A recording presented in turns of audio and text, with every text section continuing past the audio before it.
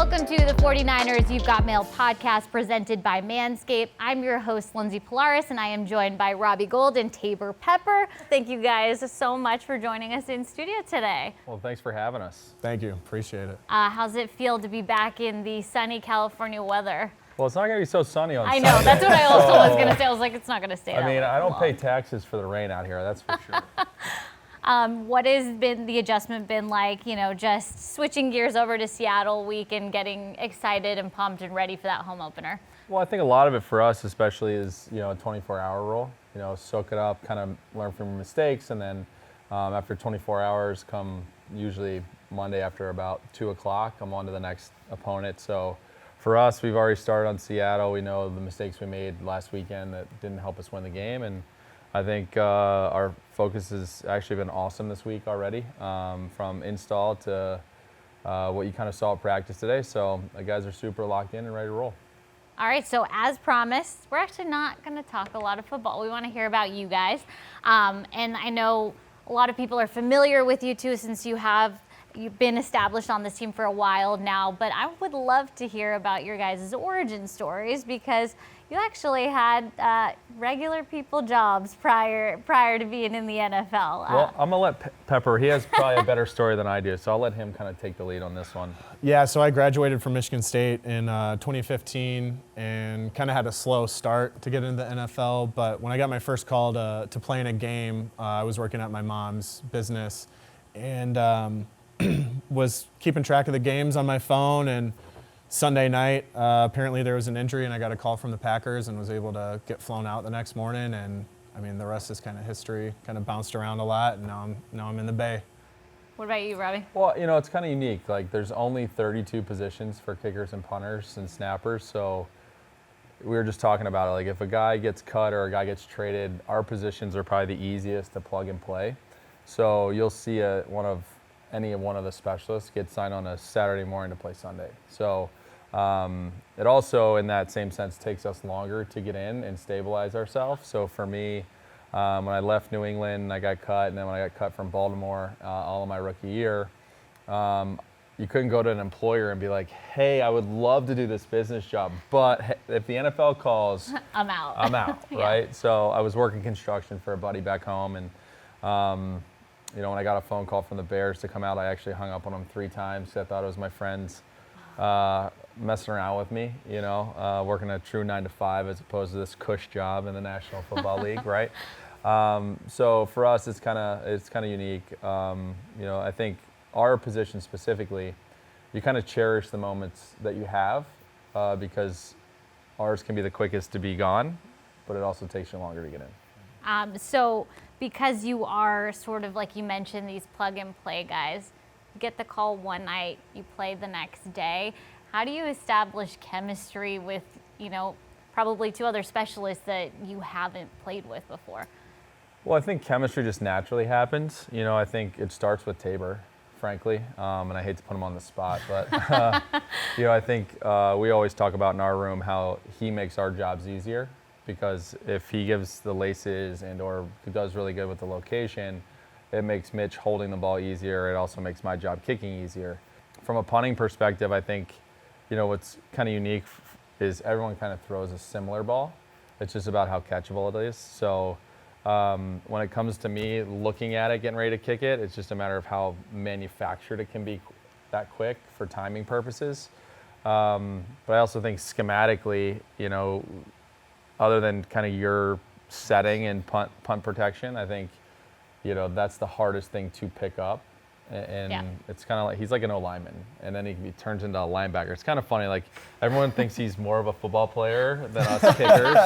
So we just kind of fluff him up a little bit. We let him have that. You're a linebacker in Madden, aren't you? I'm a tight end in Madden. Tight end. Are we bringing up his I'm Madden sorry, rating I again? know it's a sensitive subject. After 27? I thought Are you we got bringing bumped up this to up 28. again? You got bumped up to 28. Did I? Wait. Well, somebody tweeted at me because of my penalty last week that I got bumped down, so I don't know what to think anymore. We're still on Mr. 27. I know. Mr. 27, I'm sorry. I think we should make T-shirts. I do have to say, I was walking out of our first preseason game this year with my wife, and through the gate, a couple people were yelling, Mr. 27.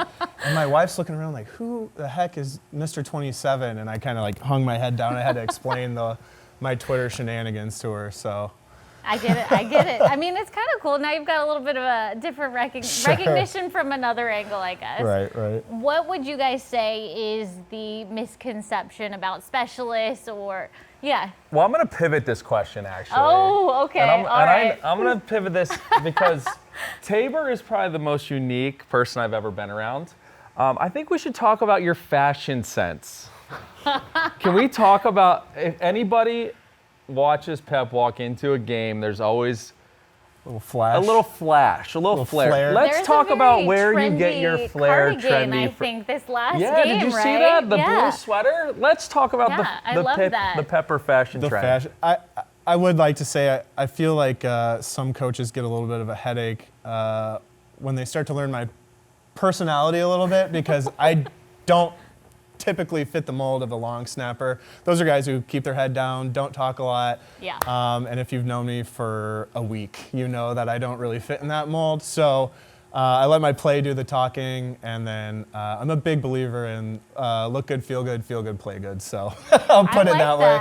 So do you have an aesthetic that you try to stick with every game day, or do we switch it up? I like to switch it up. Okay. I like to be unpredictable. So fall chic in Chicago. So what with the cardigan. What I got a lot of Seattle, flack for the cardigan and the boots in our specialist room, but I think this week will be a little more tame, a little more I have a feeling you're going palatable. suit. I feel like you're going suit with no socks this week. That's just my call. If I had to guess a Taybor Pepper outfit, it's going to be suit, no socks. We'll have to see. We'll have to see. Faux pas? No socks? No, it's like a new trend. Is that a thing now? I'm learning. I've got Pepper's nice rubbing ankles, off on me, you got to show them off somehow. Nice ankles. Okay, Robbie, what is your game day aesthetic? Very dad-esque. Big dad although vibes? I am this year I've been going a little bit more like jeans, t-shirt, bomber jacket with some Okay. very Colorful kind shoes. of flashy shoes, Yeah. which is very outside of my We're starting comfort at the zone. feet up. Okay, Usually- trendy dad. Yeah, Trendy dad very- vibes. I would say trendy dad vibes. Okay, yeah. we Usually like I'm like that. a Faraday shirt guy, you know. He's trying to stunt at the pickup line at the elementary school. Yep. We're playing the some really good carpool music lane. too. Yeah. Okay, so actually, this is probably a really good place to start with some of these fan questions. You guys are both dads. Okay, so Tanner out of San Francisco. Now, you can answer this as parents, or if you want to think back to when you were kids here. He wants to know, how do I convince my parents to get a dog? Oh. Well, you know what? Hold Hold on. on. I've had a dog before. I had a golden retriever Okay. who she ended up getting cancer, and we had to put her down, and it was the worst thing ever. And my kids, till this day, they love Rookie and Zoe. They come in here from time to time. They've been begging us to get a dog, and it's a very hard no because I do not want to go through that experience again, especially with kids. But something that's really cool to me that I've learned about Pep is in some of this transition for him is not only does he have an unbelievable cool dog, but he also is a trainer. So again, Really? I'm gonna take all of this to this side of the table, and I'm gonna Okay. let him convince the world on why to get a dog. Hopefully we can cue in a clip from my Instagram of me taking a bite on my bite sleeve. But yeah, I train German Shepherds. I have a German Shepherd. We got him from the Czech Republic, and he's super awesome. And there's a lot of carryover from football over to dog training. The people who trained me how to train dogs, they love me because I'm coachable. There's a lot of people who think they know best with dogs and stuff, but just keep your eyes and ears open, and it's super fun to learn about dog training. How does one get into dog train? Is it a certification you have to get, or I'm sure how there are. official are we talking? Did you get a certificate after I you have finished not. it? No, I Okay. have not. Is there a trophy? There will be. After football, I do plan on competing. How cool is that? Okay, So Super Bowl trophy one day, Super Bowl trophy, and a dog trainer one day. training trophy. Will they be the same size? I think the you know? Lombardi trophy The will be Lombardi little a bit little bit bigger, bigger, yeah. a little bit Also bigger, a little the bit Lombardi shinier. That one trophy, first. like, then you get a ring with that too. So German Shepherds are really, really smart. So are they easy to train, or more on the difficult side? Because they are so super smart. easy to train. Okay. The working line one, I could talk for hours I about know. it. But I was like, I'm so curious the about type this. of German Shepherd that I have is very easily trainable, and it's super fun because at this point now, after training my dog so heavily, I know what he's thinking before he's thinking it, so it's super fun. Oh my gosh, I love that. Well, okay, but you guys both actually sidestepped this question. So Get what a dog, parents. What would be the winning argument here? Okay, your kid really wants a dog. Like, what's gonna push you over the edge to say yes? Well, here's what I will say. Robbie's like, no, we're not getting a dog. From an actual having a pet to teaching your kids like the responsibility of taking care of something, and I mean that not from a bad place of like calling a dog something, but like Yeah, I got you. teaching them the idea of like, hey, you have to take them out, you have to feed them, you got to make sure there's water in the they're bowl. living, do they have breathing, do they have toys? Like, are they in the area they're supposed to be when they're done? So there is a lot of accountability and responsibility that goes into having a pet, of any sort of pet. But I think, it just comes down to, and I always say this because I don't think right now, because I live half the year in San Francisco and half the year in Chicago, that our life is conducive to us giving It's incredibly a pet hard. Yeah, you have what a they point. need from a love perspective, that they so deserve. So if you have the time and your kids are willing to do it, then I think it's awesome for them to be able to learn those traits at a young age, and also the love and condition that I think a pet gives people is pretty soothing as well. Cool. Okay, So get a dog. So get a dog, Get a everybody. dog. Okay, Don't bring it to my house. Don't bring it to my house. Okay, along the dad lines, both husbands here. Okay, so we do have a funny, here we go. Andrew from Stockton. This is one that I would love your guys' take on. I told my now girlfriend when we started dating, I was really handy around the house. But now we live together. She keeps asking me to do home projects that are above my pay grade. Do I own up to the lie or attempt the projects? Well, I'm never gonna lie to my wife, first of all, because it'll always come back to haunt you. I am not a. It's obvious it's your girlfriend. It was his girlfriend because you can't get away with those lies for too long. I am not a hammer in hand kind of guy. I am more of like, let me help you execute the task. Okay. My wife is definitely way more handy So than first myself. assistant kind of role. Yeah, I'm great to be there for a support system, but I am not the guy, hey, let's tear this thing down and rebuild it. I'm really glad he said that because I am in that exact same camp. One example is we were designing my daughter's nursery and she wanted to hang a mirror and I'm like, ugh. So I'm kind of, any room she walks in that day, I'm kind of floating out of. We get to it and the first screw, she screws in perfectly. Awesome. And then she goes, here, you do it. I have to go grab something. She leaves. Oh, no. I'm drilling it in there, and it goes through the drywall. Lots of expletives. I'm like, babe, if you could do it so well, why did you put this on? It's very frustrating. I was like, let's know our strengths. I go, I'm done hanging stuff, babe. You proved to me you got it. You got it. I'll do the yard work. I love yard work. Okay. But inside the house, that's her domain. So you hire the handyman, the construction And expert. she did the second screw Yeah. perfectly. So like, that's her job. It sounds like the I'm not even wives are touching it, super so you can have talented. it. It's all yours. Okay. Well, we'll just keep on with the theme, the dad, the husband vibes here. Okay, so we had a couple people that would love some wedding advice. Did you guys help plan a wedding, first of all, or did you also? Here's what's interesting. I don't know if anyone's ever seen Robbie's like, listen. well. Here's what I will say. Like, I'm a very easygoing guy. Like, I don't really care about much. Whatever you want, let's do it. That's fine. I feel like, Pep, there's certain things probably from a wedding that you would probably like, I care about this and everything else is up to you. Music. For sure. We just got done lifting to EDM music from Miami. Are you guys not into house music? No? Well, I I am when I'm actually driving enjoyed it. fast. That's when I listen to it the most. But yeah, I think Pep would probably have a little bit more. There were a few things I was pretty particular about. Absolutely no blue and brown color scheme for the wedding. Something Okay. about that absolutely irks me. Together or apart? Together, At all? together. Okay. I- I Again, got we're you. going back to fashion with I know, fashion.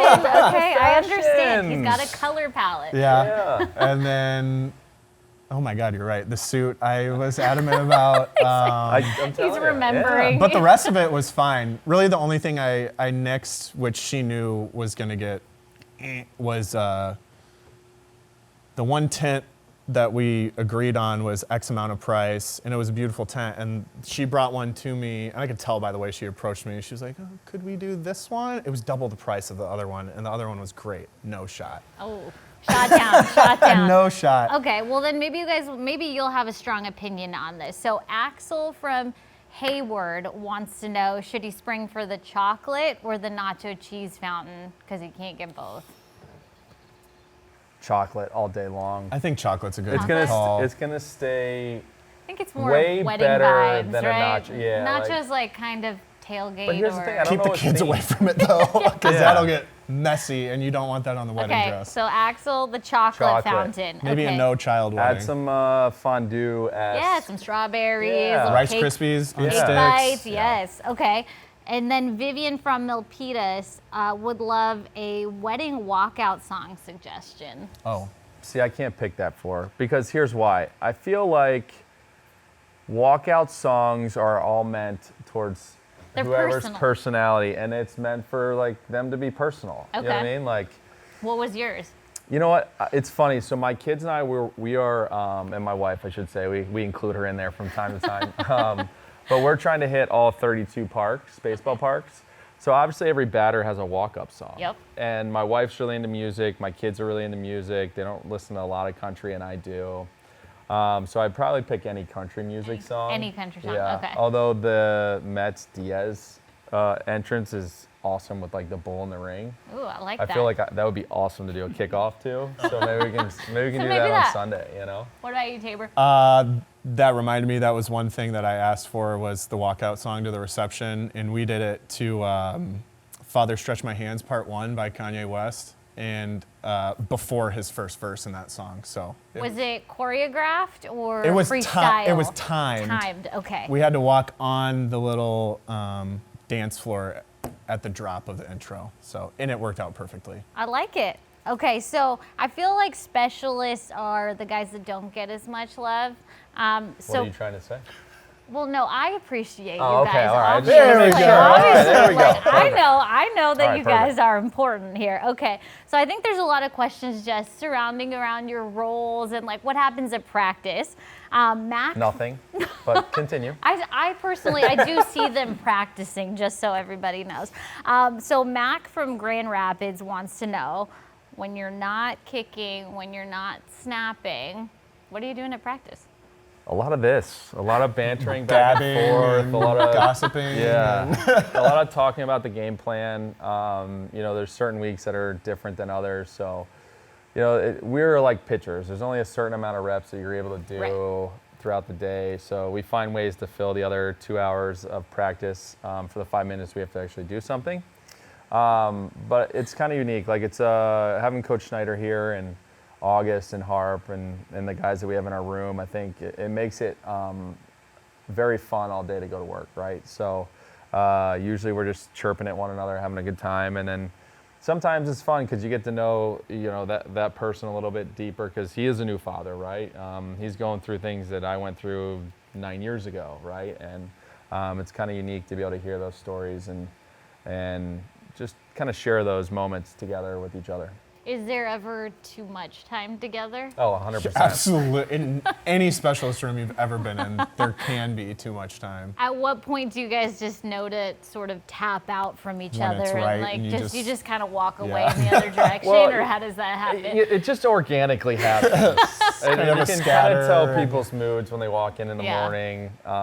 But, you know, specialist rooms are like bullpens. Like you literally are hanging out with each other all the time. You're going through the plays. And once you have the plays, it comes down to, all right, am I executing that or not? Okay. And then we look at each other and like, all right, well, what'd you do yesterday on your day off? Or, you know, what are you looking forward to most in the holidays? Or, hey, tell me something about the baby since, you know, the baby's here or there or whatever. So for me, it's usually I'm telling stories about my kids. And for us, like we had a lot of time to spend together because a couple years ago when we signed Pep, we were in Arizona and basically couldn't leave the hotel. So Yeah. it was kind of a cool bonding experience for us to be able to get to know each other pretty well. And yeah, it's pretty neat to see him as a father now too. Yeah, you guys have like you're kind of watching We're each other old. grow up. Yeah. Yeah, you know. I mean, because I got married July of last Yeah. year, so he's been there when I got married. A lot of stuff. I don't Yeah. think you care if I No, share this, go but ahead. he came to my grandma's funeral this offseason. So that meant a lot I think to it me just- and my family. That just speaks to how close you guys are, Yeah. right? Yeah, I mean, listen, like, this is a sport where you spend more time probably together than you do apart, you know, and I probably spend more time with Taybor. He's my work wife, you know what I mean? Like, truly, like, you know, it's funny, like I'm with him more than I am with probably my wife and kids. So I think to be able to have those relationships and build those relationships, it's cool because I didn't know him ever, like, at all. Yeah. You know what I mean? And now we're probably really close friends. You know, I look at him as a brother and would treat him very similar to a family member. And I think he would do the same for me. And if not, you know, all right, then I'm going to stop this relationship right now and I'm not going to do it anymore. I'm telling you, I'm not doing it. But My favorite days at practice are when we're all telling kind of war stories from the league. So it was, you know, when Schneider came, it was cool because he has a ton of time in the league and he's met a bunch of people, lots of funny stories, lots of like, what the heck? Like, I can't believe this happened. Really, really cool stuff. Well, we are actually missing a third member of this specialist group. So I know, obviously, Mitch, super valued by you guys, but what are we missing here? What's he like, and what's his dynamic that he brings to this group?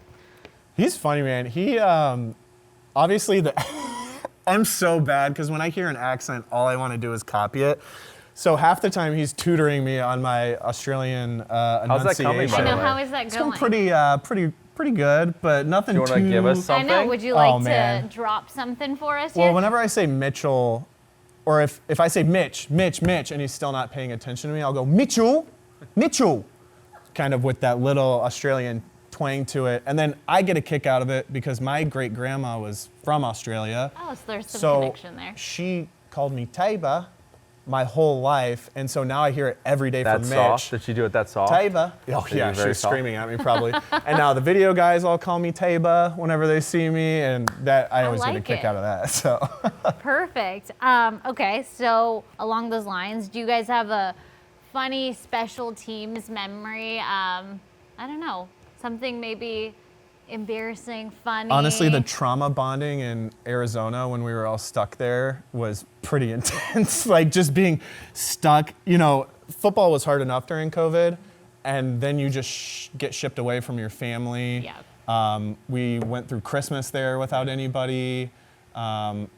And that trip happened like almost overnight. I remember the city came to the team and was like, you guys got to get out of here. So What's your favorite thing to do as a group outside of the football field? going to dinner. Yeah, dinner. You know, again, we don't really hang out a whole lot outside of Yeah. football. And it's because California traffic's not that great. It's It been a is, lot better yeah, that it's COVID brutal. exists. Yeah. But I think, again, you know, when everyone gets home, we all leave at different times. You know, we all have different responsibilities outside the building.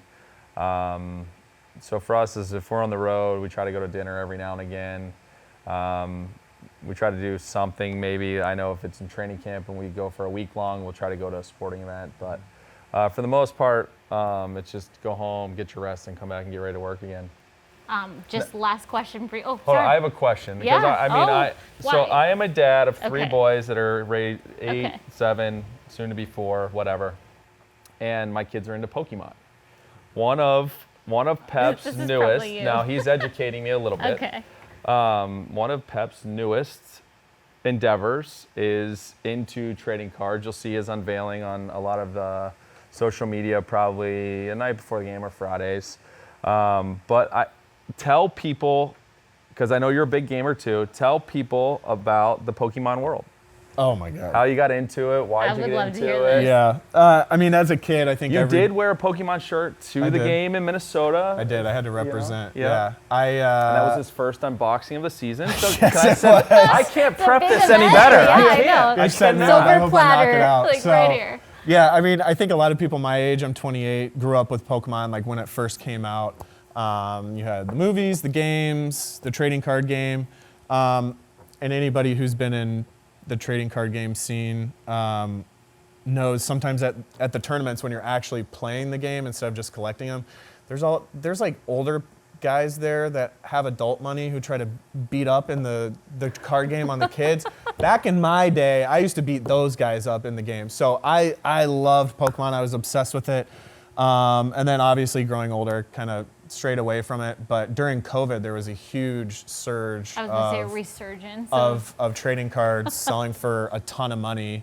I think Jake Paul turned one of the rarest cards in the game into a chain with diamonds all over it. Like, so he kind of, different people were bringing it to the mainstream, and I just have always loved Pokemon, so I kind of got back into it, and it's a ton of fun, and I buy a lot of cards, and I was a little concerned with what I was going to do with all the cards that aren't worth much, but back home in the off season, I think there's 3 families with a total of 6 boys, and so I'm like, oh, I'm just going to give my cards away to them. I'm just like, giving the cards away, and they love it, and the parents love it because they don't have to buy them more cards because Mr. Taybor down the street is going to hand them out. So whenever I need a babysitter, I'm bringing him over Yes. to play Wait, Pokemon. I have a binder full because I think I will. You don't need to say. Should I give those to some? I'll pay you for them. No, if, I can if, probably if I just can give look them at to you. them. They're like it's a binder, a great like negotiating the tactic for you. holographic You have all cards. the Like, How many interviews do you want this season? no, because we're pretty close in age. Yeah. I definitely collected Pokemon cards, and I'll take a look at them, and I'll preserved. I don't know what to do with them. They're at my I'll buy mom's them house. from you. Perfect. We got a business deal. Perfect. Let's shake on it now before you figure out how much they're actually worth. I get a cut. Yes, Before I thank you. know you basically My broker. Exactly, you are the broker. Thank you guys so much for stopping by. I loved having you guys on the show. And if you want to see more of this content, make sure to subscribe to our podcast on Spotify and Apple. And make sure to submit your questions at 49ers.com/mailbag, and we'll see you next time.